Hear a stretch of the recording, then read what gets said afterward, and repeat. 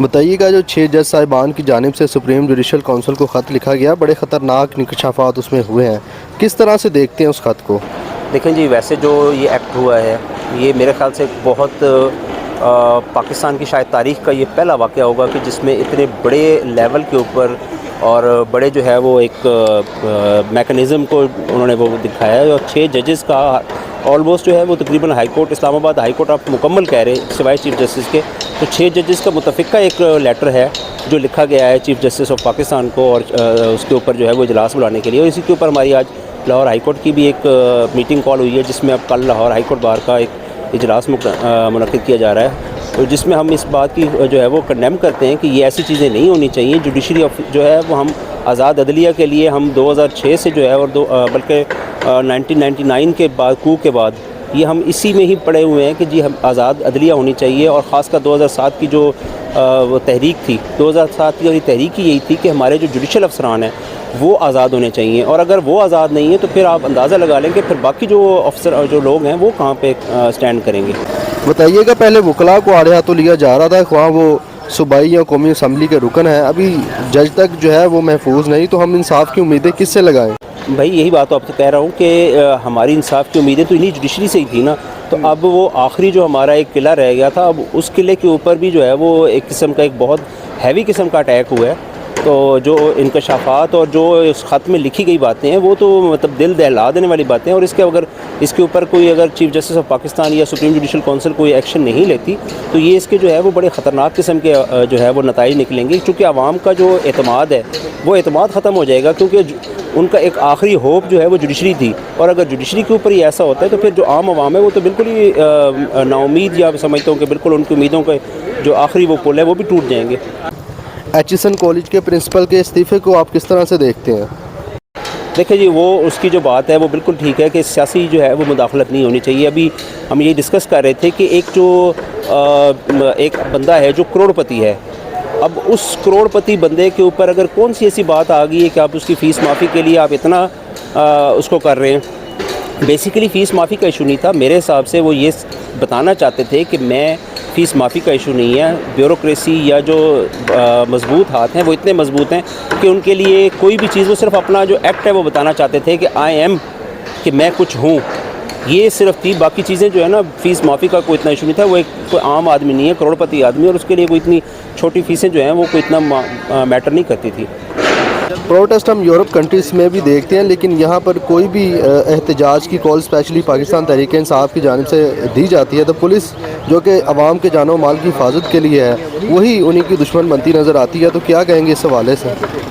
دیکھیے جی، یہ تو ہائیلی کنڈیمنیبل رویہ ہے جو کہ یہ ہماری پنجاب پولیس نے یہ رویہ اختیار کیا ہوا ہے، جو کسی طرح بھی ہمارا جو آئین پاکستان ہے اس کی خلاف ورزی ہے، کھلا خلاف ورزی ہے، کیونکہ ہمارا جو کنسٹیٹیوشنل رائٹ ہے کہ کوئی بھی شخص جو ہے وہ اپنا احتجاج ریکارڈ کروا سکتا ہے۔ ایون کہ آپ یہ دیکھیں، صرف تحریک انصاف کی بات نہیں ہے، یہاں پہ کوئی عام شخص بھی اگر فلسطین کے اوپر بات ہوتی ہے، آپ یہ دیکھیں کہ جب فلسطین کے بارے میں بھی احتجاج کرنے کی کوشش کی گئی ظلم و بربریت کے خلاف، تو تب بھی ان کے جھنڈے چھینے جا رہے ہوتے ہیں، اور تب بھی ہماری جو پولیس ہے، ایسے لگتا ہے کہ جیسے پولیس کسی کا اعلی کار بنی ہوئی ہے۔ پولیس ایک ادارہ ہے، اسے اپنا کام کرنا چاہیے، اور اداروں کو کسی کے بھی شے میں آ کر کام نہیں کرنا چاہیے، اور یہ ان کا کام ہے کہ وہ وہاں پر جتنے بھی احتجاج کرنے کے لیے لوگ آئے ہوئے ہیں ان کو پروٹیکٹ کرے، نہ کہ ان کو جو سبوتاژ کرے اور ان کو جو ہے ہراس کرنا شروع کر دے۔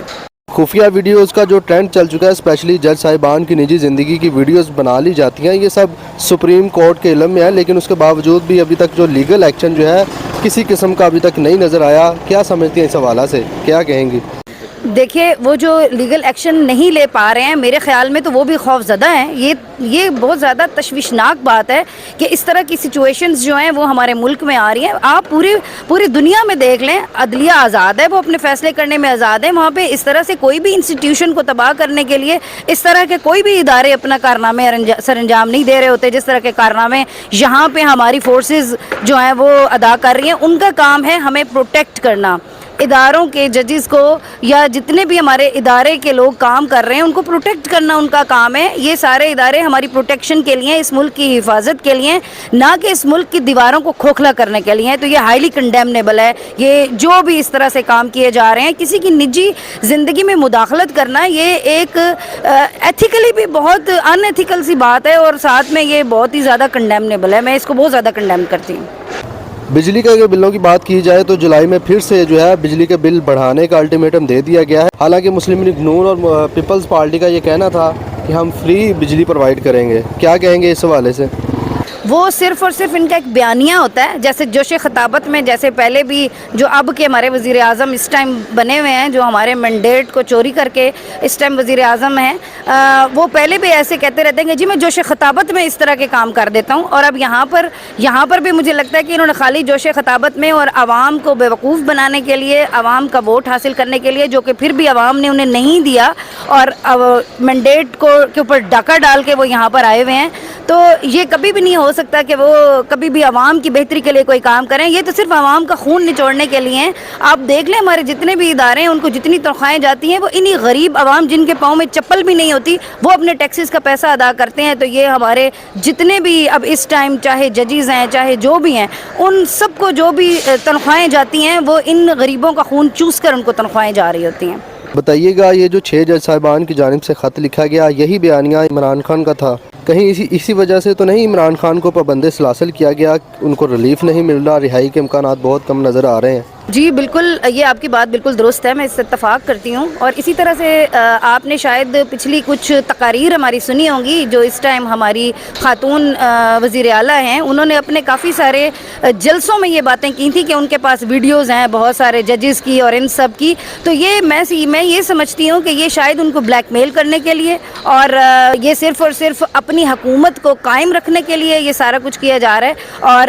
تاکہ وہ اپنے دماغ کے مطابق اور قانون کے مطابق فیصلے نہ کر سکیں, اور صرف ان کی خوشنودی اور ان کے مطابق فیصلے کریں. حکومت کب تک چلتی نظر آ رہی ہے پی ٹی ایم کی؟ مجھے تو یہ حکومت جو ہے بالکل چلتی ہوئی نظر نہیں آ رہی ہے. تو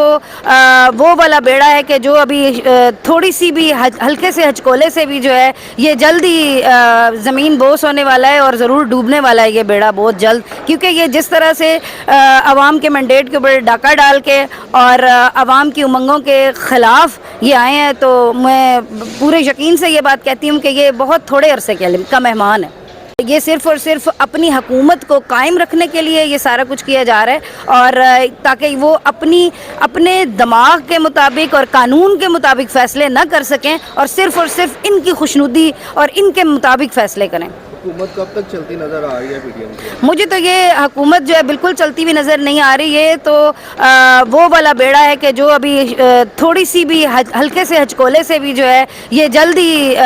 زمین بوس ہونے والا ہے, اور ضرور ڈوبنے والا ہے یہ بیڑا بہت جلد. کیونکہ یہ جس طرح سے عوام کے مینڈیٹ کے اوپر ڈاکہ ڈال کے اور عوام کی امنگوں کے خلاف یہ آئے ہیں, تو میں پورے یقین سے یہ بات کہتی ہوں کہ یہ بہت تھوڑے عرصے کا مہمان ہے.